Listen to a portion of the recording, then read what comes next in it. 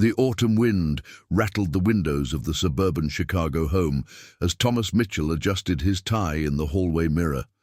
At 63, he still carried himself with the quiet dignity of a man who'd spent 40 years building a successful accounting firm from nothing. Tonight was different, though.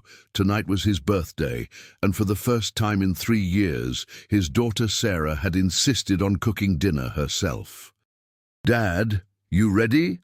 Sarah's voice drifted from the kitchen, accompanied by the familiar clatter of dishes and the rich aroma of roast beef, his favorite.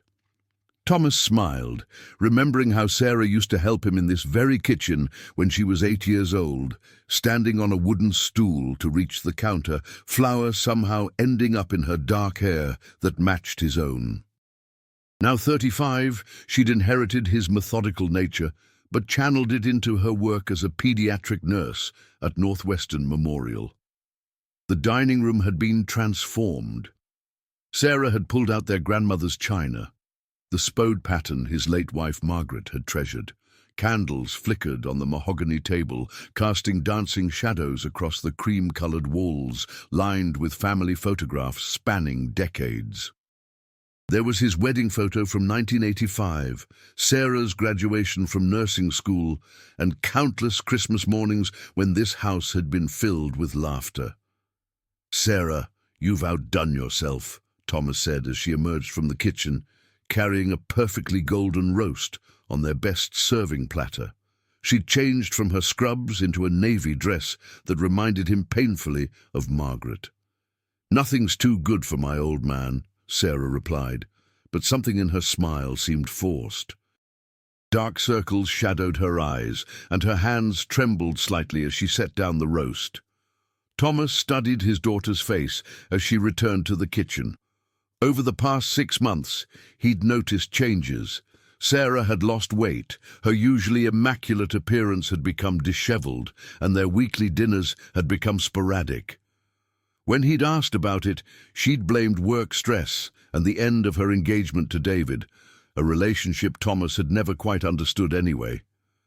The kitchen timer chimed, and Sarah reappeared with roasted vegetables and Yorkshire pudding that looked professionally prepared. She'd always been a perfectionist, but this level of effort seemed almost manic. "Where's your famous whiskey collection tonight?" Sarah asked, settling into her chair across from him. "I thought we could toast properly." Thomas's eyes lit up. His collection of aged whiskies was his one indulgence, bottles he'd been accumulating for special occasions that seemed to come less frequently as he grew older. Since Margaret's death from cancer 2 years ago, many of those bottles had remained unopened, gathering dust in his study. "I was saving the Macallan 25 for something special," he admitted. "Bought it the year you graduated nursing school, but never found the right moment." "Tonight's the right moment, Dad." Sarah's insistence carried an edge that made Thomas pause, but her smile returned quickly. "Let me get it. You sit and enjoy your dinner." As Sarah disappeared into his study, Thomas cut into the roast beef. It was cooked exactly how he liked it, medium rare with a perfect crust. She'd remembered every detail, down to the horseradish sauce and the way he preferred his Yorkshire pudding crispy on the edges. Through the windows, he could see the Hendersons' house next door, where lights glowed warmly in every room. Jim Henderson was probably watching the Cubs' highlights, while his wife Carol graded papers at the kitchen table. Such ordinary moments that Thomas had once taken for granted when Margaret was alive. Sarah returned with 2 crystal glasses and the unopened bottle of Macallan. The amber liquid caught the candlelight as she poured generous portions into each glass. Her movements were precise, deliberate, like when she prepared medications at the hospital. "To 63 years of being the best father a girl could ask for," Sarah said, raising her glass. But her voice cracked slightly on the last words. Thomas lifted his glass, noticing how Sarah's eyes glistened with unshed tears. "To family," he replied simply, "and to having you back at this table where you belong." They clinked glasses, and Thomas took a sip of the whiskey. It was smooth, with notes of dried fruit and oak that had developed over a quarter-century, but underneath the familiar burn, there was something else, a slight bitterness that seemed out of place. Sarah watched him intently as he drank, her own glass barely touched. "Good?" she asked. "Perfect," Thomas replied, though the aftertaste lingered strangely on his tongue. He attributed it to age. His taste buds weren't what they used to be. As they ate, Sarah talked about her patients, her voice animated when describing a 6-year-old boy who'd recovered from pneumonia. This was the daughter he remembered, passionate about healing others, devoted to making a difference. But every few minutes her gaze would drift to his whiskey glass, and he'd catch her watching him with an expression he couldn't quite interpret. The roast was exceptional, but Thomas found his appetite waning as a peculiar warmth spread through his chest. He loosened his tie, suddenly feeling overdressed for dinner at home. "You seem tired, Dad," Sarah observed, refilling his whiskey glass despite his protests. "Maybe you should drink up. The Macallan will help you sleep better." Something in her tone, too casual, too insistent, made Thomas pause with the glass halfway to his lips. In the candlelight, Sarah's face seemed different, her features sharp and unfamiliar. Or perhaps it was just the whiskey affecting his vision. "Sarah," he began, but his voice sounded thick and distant to his own ears. "I think I should—" "Drink up, Dad," Sarah interrupted, her smile never wavering, but her eyes cold as winter glass. "It's your birthday." Thomas set down his whiskey glass with deliberate care, his hand trembling slightly as the crystal met the mahogany table. The candles seemed brighter now, their flames dancing in his peripheral vision like tiny demons.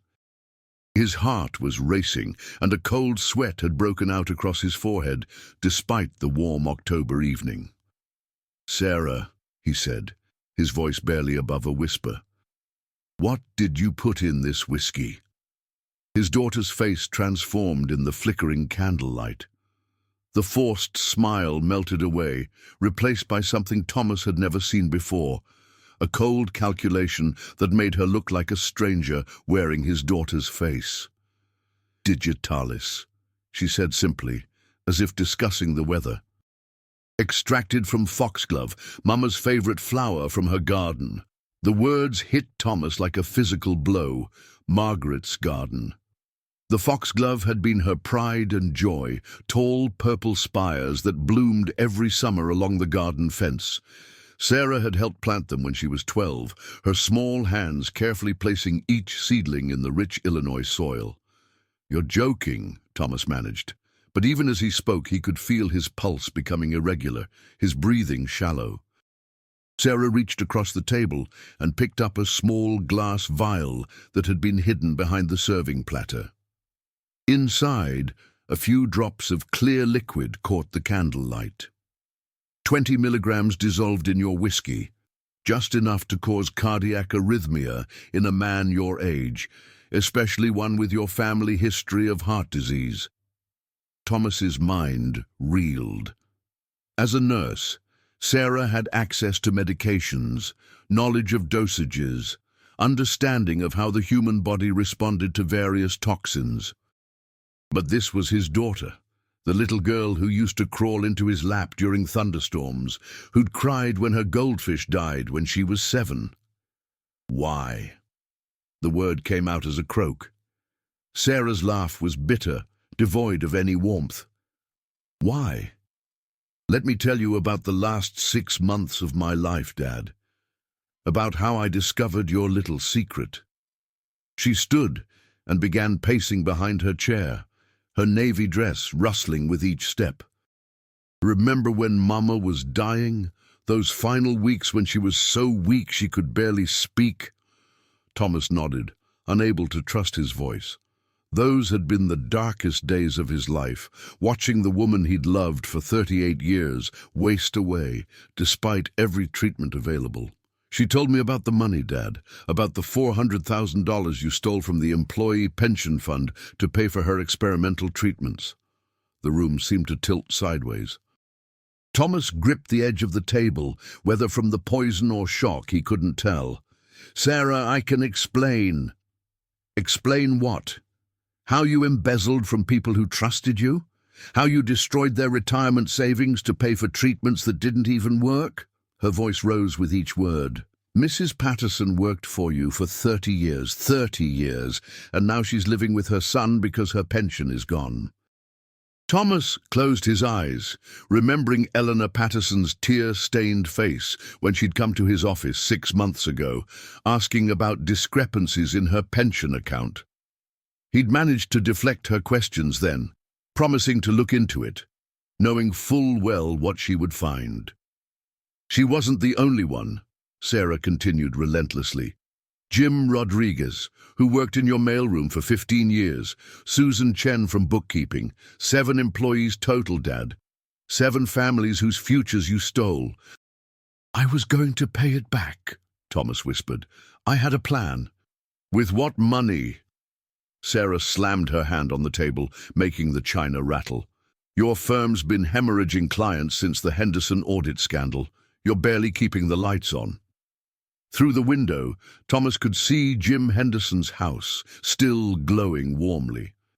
Jim had no idea that his neighbor was dying slowly at his own birthday dinner, poisoned by his own daughter over crimes committed in desperation and love. The digitalis was working faster now. Thomas's vision blurred at the edges, and his chest felt tight, as if invisible hands were squeezing his heart. He tried to stand, but found his legs unsteady. "You don't understand," he gasped. "Your mother was everything to me. When the doctors said there was a new treatment in Germany, experimental but promising, I couldn't let her die without trying everything." "And you couldn't let her die knowing what you'd done to get the money," Sarah shot back. "So you let her go to her grave, believing her husband was an honest man." The accusation cut deeper than the poison coursing through his veins. Margaret had died believing in him, trusting that the money for her treatment had come from their savings and the sale of some investments. She'd thanked him with her dying breath for giving her every chance at life. "I loved her," Thomas said, his words slurring slightly. "I couldn't watch her die knowing I hadn't tried everything." "And I love those families you destroyed," Sarah replied, her nurse's training evident as she watched his symptoms progress with clinical detachment. "Mrs. Patterson taught Sunday school for 40 years. She babysit me when I was little, remember? And now she's eating meals at the senior center because she can't afford groceries." Thomas's mind flashed to Eleanor Patterson, a slight woman with silver hair who'd indeed watched Sarah when she was young. Eleanor had always brought homemade cookies to the office Christmas parties, had sent flowers when Margaret was diagnosed, had been part of their extended work family for decades. "How did you find out?" he managed to ask. Sarah sat back down, her anger giving way to a sadness that aged her beyond her 35 years. "Mrs. Patterson came to me at the hospital 3 months ago. She was there for chest pains. Stress-related, the doctors said. She didn't know I was your daughter at first, just knew I was a nurse who would listen." The irony wasn't lost on Thomas. Sarah had learned of his crimes while caring for one of his victims, had comforted Eleanor Patterson without revealing their connection. "She told me about the missing pension money, about how your firm kept giving her the runaround. She was so scared, Dad, scared and confused and trying to figure out how she was going to survive." Sarah's voice broke. "And I knew. Even before I started investigating, I knew it was you." Thomas tried to reach for his phone, but his arm felt like lead. The digitalis was affecting his motor functions now, and breathing was becoming more difficult. "Sarah, please, call 911. We can work this out. Like you worked it out with Mrs. Patterson, like you worked it out with the other 6 families." Sarah shook her head. "I've spent 3 months trying to find another way. I thought maybe you'd confess, maybe you'd find a way to pay them back, but you kept lying, kept covering it up." "I was protecting our family's name," Thomas said desperately. "Your reputation, your career. My career. Sarah laughed bitterly. I'm a pediatric nurse, Dad. I took an oath to do no harm, and here I am, poisoning my own father because it's the only justice those families will ever see. The weight of her words settled over the dining room like a shroud.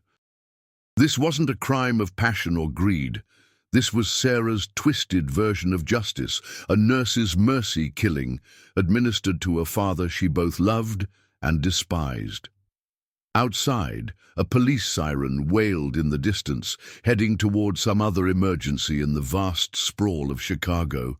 Thomas wondered if anyone would think to call the police when they found his body, or if Sarah had planned for that too. The insurance money, he realized suddenly. My life insurance policy. Sarah nodded. $2 million, more than enough to restore the pension funds and leave something for the family's pain and suffering. You'll be caught, Thomas said, though his voice was growing weaker. They'll know you poisoned me. Will they? Sarah stood and walked to the kitchen, returning with a printed email. This is from Dr. Richardson's office. Your last physical showed early signs of cardiac stress, high blood pressure, elevated cholesterol, family history of heart disease. Your father died of a heart attack at 68, remember? Thomas did remember. His father working himself to death to provide for his family, collapsing in his office on a cold February morning. Thomas had found him there, still holding a pen, still working to his final breath. Digitalis is nearly undetectable after death unless they're specifically looking for it, Sarah continued with clinical precision. And why would they? A 63-year-old man with cardiac risk factors, alone on his birthday, drinking whiskey and eating a rich meal. It'll look like natural causes. You've thought of everything, Thomas whispered, a mixture of horror and admiration for his daughter's meticulous planning. I'm your daughter, Sarah replied sadly. I learned from the best. Thomas slumped forward in his chair, his breathing becoming more labored as the digitalis continued its deadly work through his system. The dining room, once warm and inviting, now felt like a tomb lit by flickering candles. Through his increasingly blurred vision, he could see Sarah pacing again, her clinical composure cracking to reveal the tortured daughter beneath. You want to know the worst part? Sarah's voice was barely controlled now, years of suppressed pain spilling out like water through a broken dam. I defended you. When Mrs. Patterson first told me about the missing money, I told her there had to be some mistake, that Thomas Mitchell was the most honest man I knew. She paused by the window, her reflection ghost-like in the glass against the darkness outside. I actually went to your office the next day, planning to help you clear up what I thought was some kind of accounting error. Thomas tried to speak, to explain, but his vocal cords felt paralyzed. He could only listen as his daughter detailed the investigation that had led to this moment. I used my key to get into your office after hours, Sarah continued. You remember the spare key you gave me when Mama was sick, in case I needed to get important papers when you were at the hospital with her? He remembered. Those endless nights in the oncology ward, Sarah spelling him so he could handle urgent business matters. He'd trusted her completely, never imagining she'd one day use that trust to uncover his crimes. I found the falsified records in your personal safe, the same safe where you kept Mama's jewelry and our family documents. Your theft was right there next to her wedding ring, Dad, hidden behind the birth certificates and passports like it was just another family keepsake. Sarah's voice cracked, and she pressed her forehead against the cool window glass. Outside, the suburban street remained peaceful, oblivious to the drama unfolding inside the Mitchell home. A neighbor's dog barked somewhere in the distance, a sound so normal it seemed to come from another world. The transfers started 8 months before Mama died, Sarah said, turning back to face him. Small amounts at first, 5,000 here, 10,000 there, always from accounts belonging to employees close to retirement, people who trusted you enough not to check their balances every month. Thomas's heart lurched, not just from the poison, but from the accuracy of her description. He'd been so careful, so methodical. Each theft calculated to remain unnoticed for as long as possible, buying him time to find a way to replace the money. Mrs. Patterson's account was the last one you hit, Sarah continued relentlessly. $78,000 gone in 3 transfers. Her entire life savings, earned over 30 years of filing your paperwork and answering your phones. The weight of each revelation felt like stones being piled on Thomas's chest. Eleanor Patterson had been more than an employee. She'd been like family. She'd brought soup when Margaret had her first chemotherapy treatment, had worked late countless times without overtime pay, had decorated the office for every holiday with homemade crafts. I sat in that office for 3 hours, Sarah said, tears now flowing freely down her cheeks, reading every document, every transfer record, every forged authorization. And you know what the most heartbreaking part was? Thomas managed to raise his eyes to meet hers, though the effort exhausted him. You kept detailed records of Mama's treatments, every doctor's appointment, every experimental therapy, every hope and disappointment. I could see how desperate you were, how each failed treatment pushed you to take more money. Sarah's voice was barely a whisper now. You did it all for love, didn't you? The question hung in the air between them like an accusation and an absolution rolled into one. Thomas had indeed done it for love. Desperate, all-consuming love for a woman who'd been the center of his world for nearly 4 decades. He tried to nod, but his neck muscles wouldn't respond properly.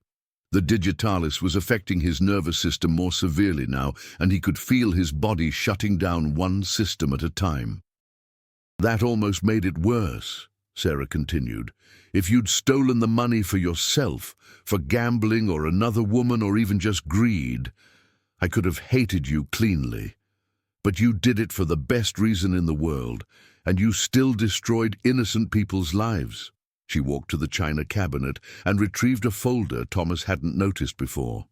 Inside were photographs, 7 elderly faces staring back at him with varying expressions of confusion, fear, and betrayal. Mrs. Patterson, Sarah said, holding up the first photo, 67 years old, diabetic, living on Social Security and what should have been her pension. She's been rationing her insulin because she can't afford the full prescription. Each photo was a knife to Thomas's heart. These weren't just names in an account ledger. They were real people whose golden years had been destroyed by his desperate choices. Jim Rodriguez, Sarah continued, 71, wife, has Alzheimer's. They had to move her out of the good memory care facility because he can't afford the payments anymore. Thomas closed his eyes, but Sarah's voice forced him to face each victim. Susan Chen, Maria Santos, Harold Wells, David Kumar, Patricia O'Brien. She set each photo on the table in front of him. 7 people who worked their entire careers believing they'd have dignity in retirement. 7 families now struggling to survive because you decided Mama's life was worth more than theirs. The accusation was brutal in its accuracy. Thomas had weighed his wife's life against his employees' futures and chosen Margaret without hesitation. It hadn't felt like a choice at the time. It had felt like survival, like breathing, like the only possible response to losing the woman who'd given meaning to his existence. I loved her too, Sarah said softly, sitting back down across from him. Mama was my best friend, my role model, the person I called when anything good or bad happened in my life. When she died, I thought I'd never recover from the grief. She picked up her untouched whiskey glass and stared into the amber liquid as if it held answers to questions she was afraid to ask. But at least I got to grieve honestly, she continued. I got to remember her as the incredible woman she was, kind, generous, ethical. You stole that from me, Dad. Now, when I think of her, I have to remember that her final months were paid for with stolen money. The truth of that statement cut deeper than any physical pain. Thomas had indeed corrupted even his memories of Margaret's final days.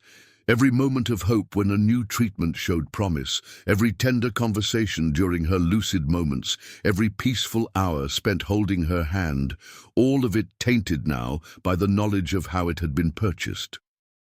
She would have chosen to die rather than hurt those people, Sarah said with absolute certainty.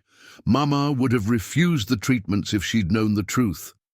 Thomas wanted to argue, to say that Margaret would have understood, that love justified any sacrifice. But deep in his heart, he knew Sarah was right. Margaret's moral compass had been unwavering throughout their marriage. She'd returned extra change when cashiers made mistakes, had insisted on paying taxes on even the smallest income, had donated to charity even when their own finances were tight. "I know," he whispered, the words barely audible. "Do you?" Sarah leaned forward, her eyes blazing with pain and fury. "Do you really understand what you've done? Not just the money, that's just numbers on a bank statement. You've destroyed people's faith in basic human decency. Mrs. Patterson told me she can't sleep at night anymore because she keeps wondering who else might be stealing from her. The secondary victims of his crime, the psychological damage, the loss of trust, the fear that would follow these people for the rest of their lives. Thomas had been so focused on the financial numbers that he'd never considered the emotional cost of his theft. "I wanted to find another way," he managed to say, his voice a thin whisper. "I thought I could pay it back before anyone got hurt." "How?" Sarah's question was sharp as a scalpel. "The firm's been losing money for 2 years. You haven't taken a profit distribution in 18 months. The Hendersons' audit contract was your biggest account, and they fired you after that mess with the missing receipts." She was right about everything. The accounting firm that had been Thomas's pride and joy for 4 decades was dying a slow death, strangled by changing technology, corporate consolidation, and his own declining attention to business during Margaret's illness and after her death. "I thought maybe I could sell the house," Thomas said weakly. "This house is worth maybe 300,000 in today's market," Sarah replied. "You stole 400,000. And that's not counting interest or damages or the years these people have lost. Mr. Rodriguez's wife needed to be in specialized care 2 years ago. How do you compensate for time you can't get back?" Outside, a car door slammed, and Thomas heard the Hendersons returning from their evening out. Their voices carried across the yard, Jim asking Carol if she wanted to watch the late news, Carol mentioning that she should check on old Tom Mitchell since his lights were still on so late. Such ordinary concern from neighbors who had no idea that the man they were worrying about was dying just 50 feet away, poisoned by his own daughter in a twisted quest for justice. "They're going to find my body," Thomas realized, his thoughts becoming increasingly scattered as the digitalis affected his brain function. "Eventually," Sarah agreed. "I'll discover you tomorrow evening when I come for our usual Sunday dinner. I'll call 911, perform CPR, until the paramedics arrive, cry appropriately for the cameras. Everyone will comfort the grieving daughter who lost both parents within 2 years. Her planning was meticulous, accounting for every detail of the aftermath. But Thomas could see cracks in her composure, the toll this decision was taking on the woman who devoted her life to healing others. "You'll never forgive yourself," he said, putting what little strength he had left into the words. For the first time since revealing her plan, Sarah's mask slipped completely. Her face crumpled, and she began to sob, deep, wrenching sounds that came from the very core of her being. "I know," she whispered between sobs. "I know I'll never forgive myself. But I also can't forgive myself for doing nothing while those families suffer for your crimes." The candles had burned lower, casting longer shadows across the dining room as Thomas felt his life ebbing away with each irregular heartbeat. Sarah sat across from him, no longer the composed executioner, but a broken daughter wrestling with the magnitude of what she had done. Her sobs had subsided into quiet tears that traced silver paths down her cheeks in the flickering light. "I need you to know something," Thomas whispered, summoning what little strength remained. "Before I die, I need you to understand why I really did it." Sarah looked up, her eyes red and swollen. "I already know why. You loved Mama." "No." "But do you—" Thomas shook his head slowly, the movement requiring enormous effort. "That's only part of it. I need to tell you about the night your mother died." He paused, gathering his thoughts and his failing breath. The digitalis had progressed to the point where speaking was becoming nearly impossible, but this story needed to be told. "You remember you were working that night? A double shift in the pediatric ICU?" Sarah nodded. She'd been caring for a 6-year-old car accident victim, had tried to leave when the hospital called about Margaret's deteriorating condition, but the child had taken a turn for the worse. "Your mother was unconscious most of that final day," Thomas continued. "The morphine kept her comfortable, but she wasn't really there anymore, except for about 20 minutes just before midnight. Outside, the neighborhood had settled into complete quiet. Even the Hendersons' house had gone dark, leaving only the streetlights to illuminate the empty suburban street. She woke up suddenly, more alert than she'd been in weeks. The nurse said it happens sometimes. They call it a final rally. And she asked me to tell her the truth about how we'd paid for her treatments." Sarah's breath caught. "What did you tell her?" "I lied." Thomas's voice was barely audible now. "I told her it had come from our savings and some investments I'd cashed in early. She looked at me with those beautiful blue eyes, and she said she'd been worried we'd spent too much, that she didn't want to leave me in financial trouble." The memory was as vivid as if it had happened yesterday. Margaret's hand in his, so thin and cold, her voice weak, but still carrying that note of concern for others that had defined her entire life. "Then she asked me to promise her something," Thomas continued. "She made me swear that if anything happened to her, I would take care of the people who had taken care of us. She specifically mentioned Mrs. Patterson and the others from the office. She said they were family, and family takes care of family." Sarah's face went white as the implications sank in. "She died holding my hand, believing I was a good man who would honor her wishes.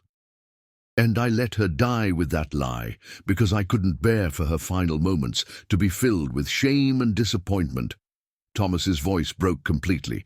"I've been living with that lie for 2 years, Sarah. Every day I wake up knowing I failed her twice, first by stealing the money, then by lying to her in her final moments."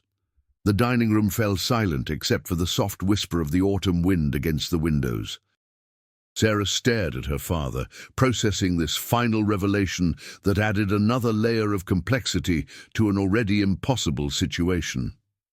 "You're saying she would have wanted you to make it right," Sarah said slowly. "She would have demanded it," Thomas replied. "Your mother's sense of justice was absolute. She would have been horrified to know what I'd done, but she would have insisted I find a way to restore what I'd stolen, even if it meant losing everything we had." Sarah picked up one of the photographs from the table, Mrs. Patterson's kind face looking back at them with trusting eyes. "Then why didn't you? You've had 2 years to figure something out." Thomas closed his eyes, feeling his heart rhythm becoming more erratic. "Because I'm a coward. I told myself I was protecting our family's reputation, protecting your future. But the truth is, I was just protecting myself from facing what I'd become." The admission hung between them like a final confession.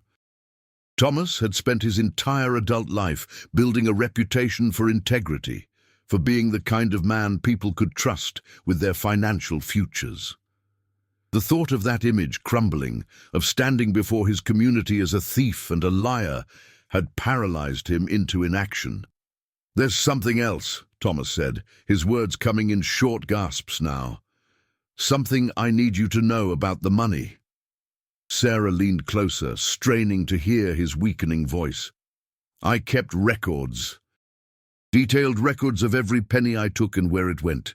The full accounting is in my desk at home, locked in the bottom drawer. The key is taped under the lamp." "Why are you telling me this?" Sarah asked. "Because you're right about the insurance money.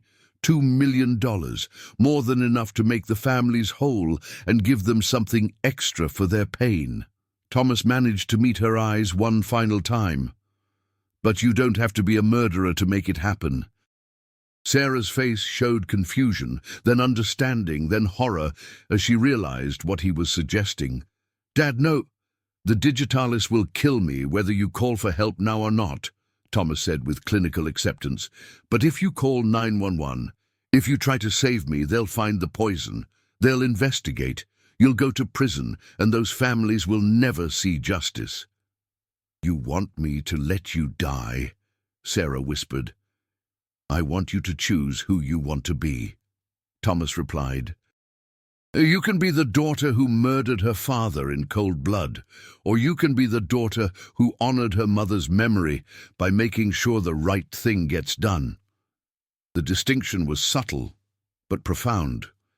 Sarah had already made the choice to poison him, that crime was committed and irreversible, but she still had a choice about what happened next, about whether she would compound murder with letting an innocent man die when she might be able to save him. "If I call for help, and by some miracle they save you, what then?" Sarah asked. "You'll go to prison for embezzlement. You'll lose your license, your reputation, everything." "Yes," Thomas said simply. "But I'll be alive to face the consequences of my choices, and more importantly, you won't have to live with having murdered your father." Sarah stood and began pacing again, her mind racing through the implications. She could call 911 now, hope that prompt medical intervention might counteract enough of the Digitalis to save his life. But even if he survived, the poison would be detected, leading to her arrest for attempted murder. The families would still get nothing, and both father and daughter would be destroyed, or she could let nature take its course, inherit the insurance money, and distribute it to the victims as planned. Justice would be served, but she would have to live forever knowing she had chosen to let her father die when she might have saved him.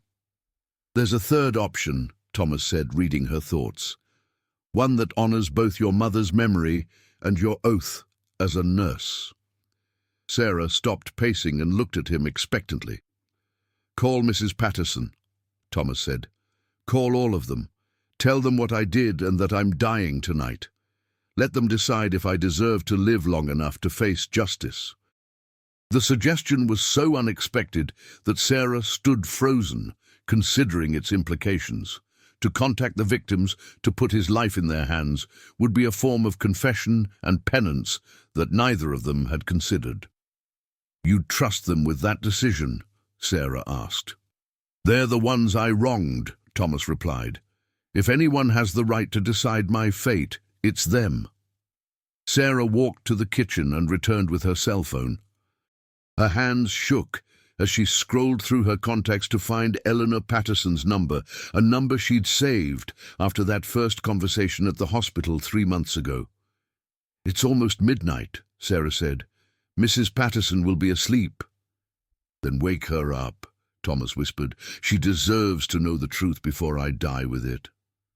Sarah stared at the phone for a long moment, then began to dial. The phone rang once, twice, 3 times before a groggy voice answered. "Hello? Who is this?" "Mrs. Patterson, this is Sarah Mitchell. I'm sorry to call so late, but I need to tell you something about my father and your missing pension money." There was a sharp intake of breath on the other end of the line. "Your father? Thomas Mitchell?" "Yes, ma'am. He's the one who stole your money, all of it, and he's dying tonight, and I need to know if you think I should try to save him." The silence that followed seemed to stretch for an eternity. When Eleanor Patterson finally spoke, her voice was steady and clear, carrying the weight of 7 decades of accumulated wisdom. "Put him on the phone, dear. If Tom Mitchell is dying tonight, he and I need to have a conversation." Sarah carried the phone to Thomas, holding it against his ear, since he no longer had the strength to lift his arms. "Eleanor," Thomas whispered. "Tom Mitchell, you listen to me."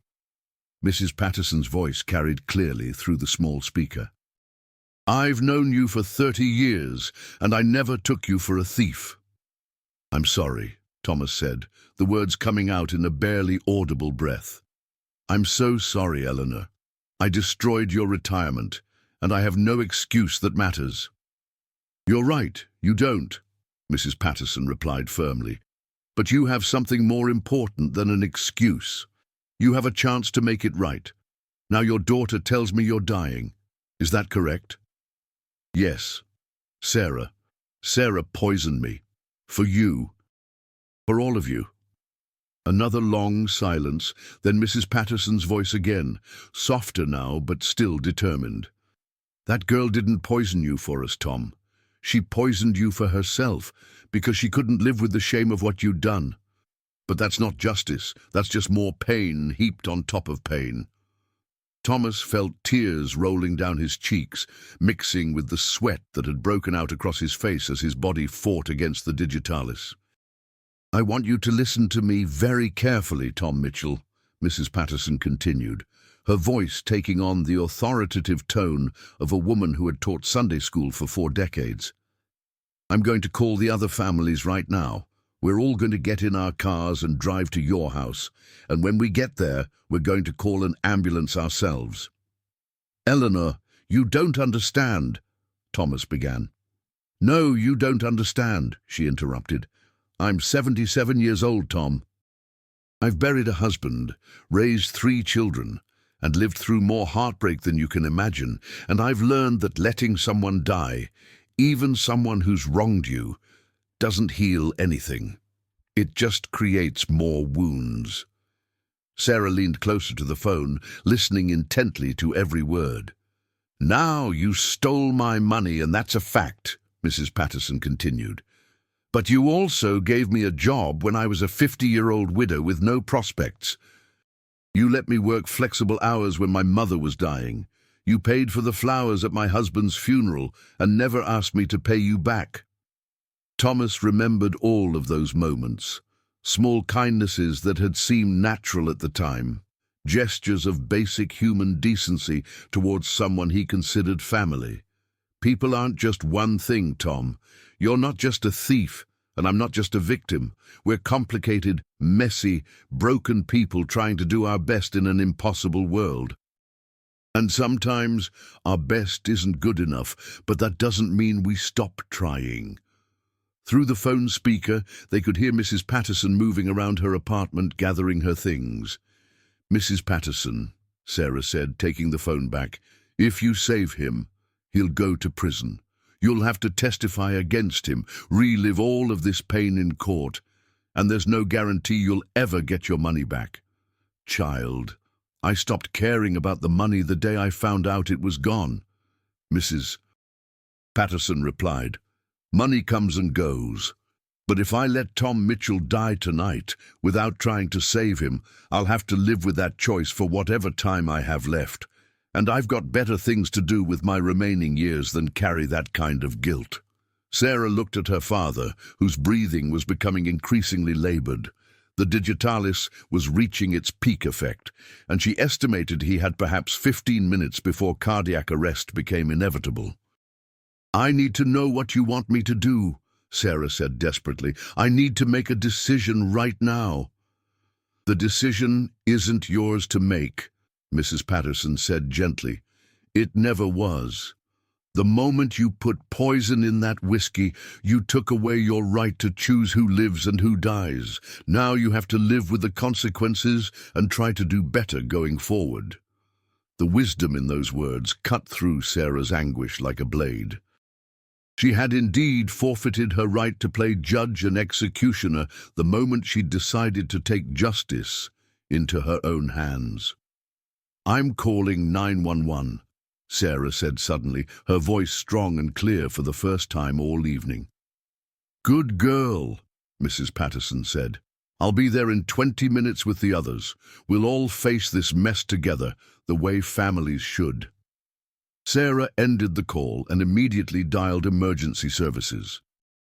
As she spoke to the dispatcher, requesting an ambulance for suspected poisoning, Thomas felt a strange sense of peace settling over him, despite his failing body.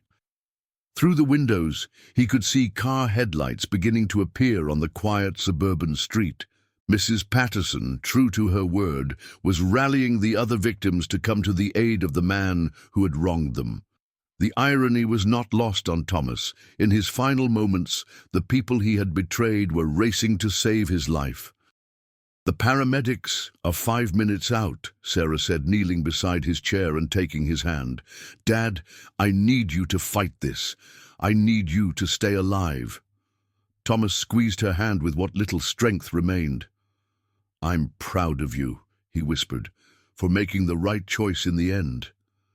"I poisoned you," Sarah said, tears streaming down her face. "How can you be proud of me?" "Because you chose mercy over vengeance when it mattered most. That's the daughter your mother raised." Outside, more cars were arriving. Through his blurred vision, Thomas could see elderly figures moving carefully up his front walkway, people he had worked with for decades, people he had wronged, people who had every right to let him die, but had chosen compassion instead. The front door opened and Mrs. Patterson entered without knocking, followed by 6 other familiar faces. They moved slowly, these elderly victims of his crimes, but with determination and dignity that humbled Thomas even in his dying moments. "The ambulance is here," someone called from outside. And within moments, his dining room was filled with paramedics, their equipment, and the efficient chaos of emergency medical care. As they worked to stabilize his failing heart, pumping medications and attaching monitors, Thomas caught glimpses of the faces surrounding him. Mrs. Patterson holding Sarah's hand as she wept. Jim Rodriguez speaking quietly to the paramedics about the poison and its likely dosage. Susan Chen organizing the others to stay out of the way while remaining close enough to offer support. These people, his victims, had become his rescuers, embodying a forgiveness he had never thought to ask for and certainly didn't deserve. "We're losing him," one of the paramedics announced, and Thomas felt himself fading as his heart struggled against the digitalis. But in his final conscious moment, he heard Mrs. Patterson's voice cutting through the medical chaos. "Don't you dare give up on him. Tom Mitchell may be a lot of things, but he's not done making amends yet." The last thing Thomas saw before darkness claimed him was Sarah's face, streaked with tears but determined, and behind her the faces of 7 people who had chosen grace over revenge, mercy over justice, and hope over despair. Whether he lived or died, Thomas realized, the real story was just beginning. Epilogue. 3 months later, Thomas Mitchell sat in a federal courthouse, his hands clasped tightly in his lap as Judge Helena Rodriguez read his sentence aloud.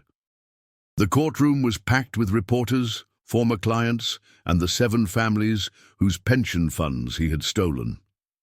Sarah sat in the front row, having pled guilty to assault with intent to commit murder, and received a suspended sentence and community service in recognition of her cooperation and the extraordinary circumstances of the case.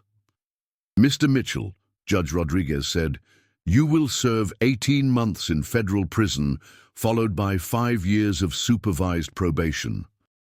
Additionally, you will forfeit all personal assets, including your home and business, to be liquidated for victim restitution. Your insurance policy will be held in trust for the same purpose." Thomas nodded, accepting the sentence with the dignity he had spent 30 years learning to fake and 3 months learning to genuinely possess. The heart attack triggered by the digitalis had nearly killed him. but prompt medical intervention and weeks of intensive care had saved his life. Now, facing the consequences of his choices, he felt more alive than he had in years. However, Judge Rodriguez continued, "I've received letters from all 7 victims requesting leniency in your sentencing. They've asked the court to consider your cooperation in recovering the stolen funds and your acceptance of responsibility." Thomas turned to look at Mrs. Patterson, who sat with the other victims in the second row. She gave him a small nod, not forgiveness exactly, but acknowledgement of his efforts to make things right. The restitution would total nearly $3 million when interest and damages were included. Thomas's life insurance policy, the sale of his home and business, and his personal assets would cover most of it. The remainder would come from a victims' compensation fund that several major accounting firms had contributed to after the case gained national attention. As Thomas was led away to begin his sentence, he passed Mrs. Patterson in the hallway. She reached out and briefly touched his arm.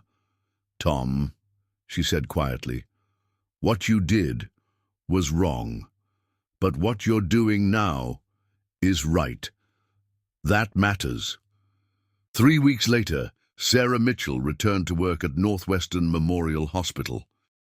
Her nursing license had been suspended during the criminal proceedings, but was restored after a review board determined that her actions, while criminal, did not reflect unfitness to practice nursing.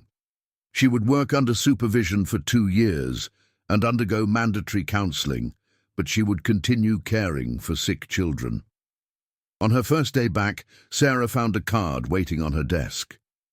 Inside was a simple message: "Welcome back. We all make mistakes. What matters is what we do next." Eleanor Patterson. The case became known in legal circles as the birthday dinner precedent, studied in ethics classes and victim advocacy programs as an example of restorative justice in action. But for the people who lived through it, it remained something much simpler and more complex, a story of human beings struggling to do right after doing wrong, and finding that redemption is possible even in the darkest circumstances.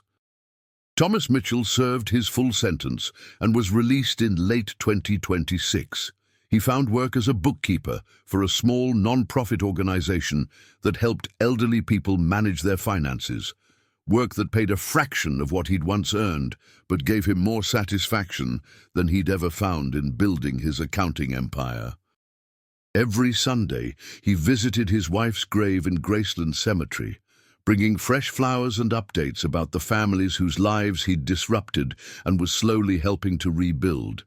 He never stopped feeling the weight of what he'd done, but he'd learned to carry that weight as a reminder rather than a burden.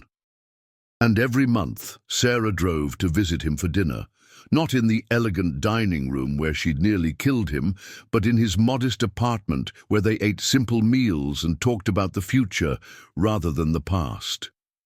The conversation was often difficult, sometimes painful, but always honest.